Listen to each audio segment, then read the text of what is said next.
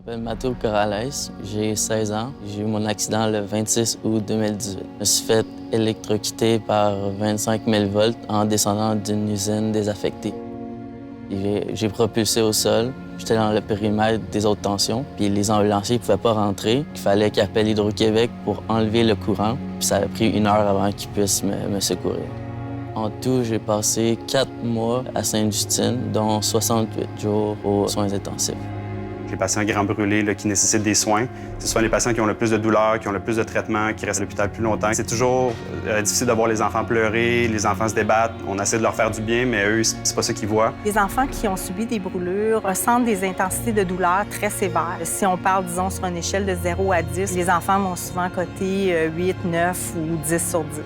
Quand je venais pour mes changements de pansement, j'étais vraiment stressé parce que ça me faisait vraiment mal. Voir son enfant avoir de la douleur, j'ai eu vraiment un sentiment littéralement d'impuissance. C'est vraiment le mot-clé, c'est impuissance. On s'est joint à l'équipe du professeur Sylvie Lemay, qui est la chercheure en douleurs pédiatriques ici à Sainte-Justine. On a commencé à collaborer sur des projets de recherche. La clientèle des brûlés, c'est une clientèle qui n'y a pas grand-chose qui est fait pour les distraire lors des procédures douloureuses. L'utilisation de la réalité virtuelle pour gérer la douleur et l'anxiété des enfants brûlés, c'est une première au Canada. Donc, on a essayé de voir comment, avec l'utilisation des jeux vidéo, qui sont un médium très puissant, puis la réalité virtuelle qui est encore plus puissante pour délivrer ce médium-là. Donc, de leur offrir une expérience qui leur permettait de s'évader, puis de venir bonifier finalement la qualité des soins qu'on offre à ces patients-là. Le merveilleux de Dream, c'est vraiment de les faire oublier qu'est-ce qu'ils sont en train de subir, puis rendre, dans le fond, l'expérience d'hospitalisation ou de visite à la clinique externe plus humanisante. Pour l'instant, le prototype qu'on utilise dans le projet Dream, ça s'appelle Dreamland. C'est vraiment un environnement fantastique.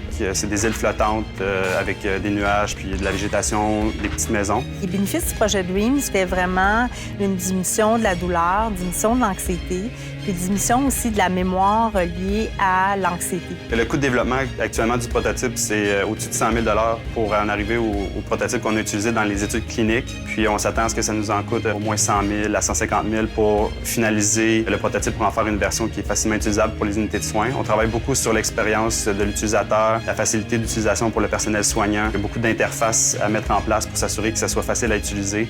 Je pense que le projet Dream, ça va aider plusieurs jeunes avec leur douleur. Moi, j'ai pas eu ça, puis j'aurais aimé ça avoir.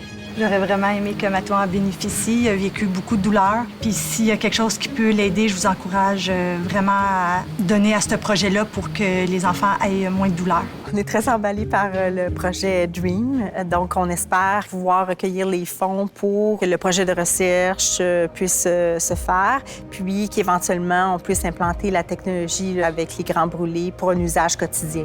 La Caisse du réseau municipal est fière de s'associer avec la Fondation des pompiers pour les grands brûlés. Nous sommes partenaires avec eux depuis toujours. Et pour le projet Dream, cette année, on invite toutes les compagnies à donner généreusement. Nous, comme Caisse, on s'engage à bonifier de 20 tous les dons qui seront faits des entreprises.